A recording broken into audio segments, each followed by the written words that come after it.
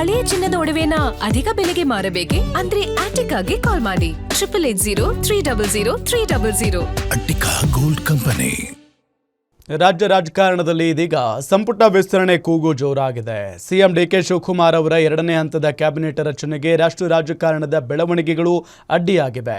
ಹಲವು ಅಡ್ಡಿಗಳ ನಡುವೆಯೂ ವಿಸ್ತರಣೆ ಮಾಡಿಕೊಂಡು ಬರುವ ತವಕದಲ್ಲಿ ಸಿಎಂ ಇದ್ದಾರೆ ಎನ್ನಲಾಗಿದೆ.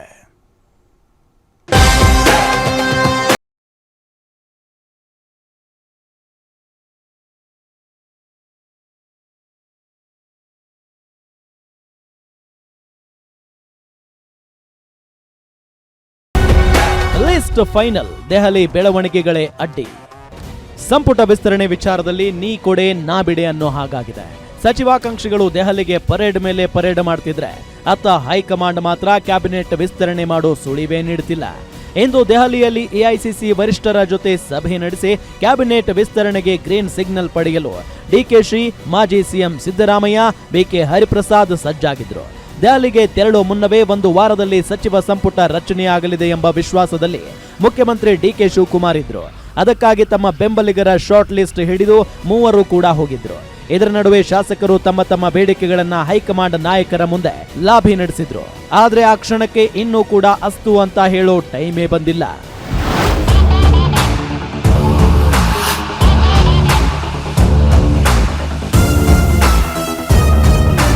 ರಾಜ್ಯ ನಾಯಕರು ಸಚಿವ ಸಂಪುಟ ವಿಸ್ತರಣೆಗೆ ಆಸಕ್ತಿ ತೋರಿದ್ದಾರೆ. ಕಾಂಗ್ರೆಸ್ ಹೈಕಮಾಂಡ್ ನಾಯಕರ ಆದ್ಯತೆಗಳೇ ಬೇರೆ ಆಗಿವೆ. ನಿನ್ನೆ ನಡೆಯಬೇಕಿದ್ದ AICC general secretary KC Venugopal ನಿವಾಸದಲ್ಲಿ ಸಭೆಯು ಮುಂದೂಡಿಕೆ ಮಾಡಲಾಗಿದೆ. ಅದಕ್ಕೆ ಕಾರಣ ನೀಟ್ ವಿರುದ್ಧ ಕಾಂಗ್ರೆಸ್ ನಾಯಕರು ಪ್ರತಿಭಟನೆ ನಡೆಸುತ್ತಿರುವುದು. ಇಂದಿನ ಪ್ರತಿಭಟನೆ ವೇಳೆ ದೆಹಲಿ ಪೊಲೀಸರು ರಾಹುಲ್ ಗಾಂಧಿ ಹಾಗೂ ವೇಣುಗೋಪಾಲ್ರನ್ನ ವಶಕ್ಕೆ ಪಡೆದಿದ್ದಾರೆ.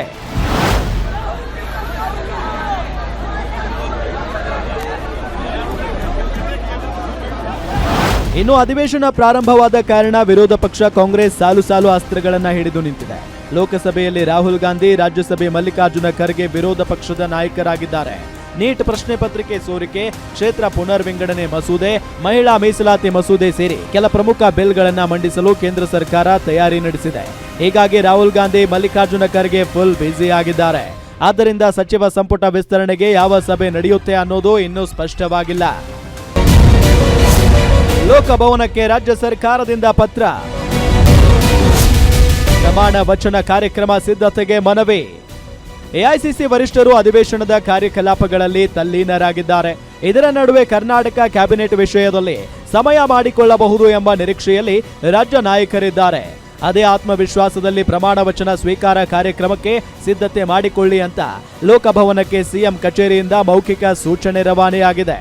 ಆಡಳಿತ ಮತ್ತು ಸಿಬ್ಬಂದಿ ಇಲಾಖೆಯಿಂದ ಜರ್ಮನ್ ಟೆಂಟ್ ಹಾಕಲು ಲೋಕೋಪಯೋಗಿ ಇಲಾಖೆಗೆ ಪತ್ರ ಬರೆಯಲಾಗಿದೆ.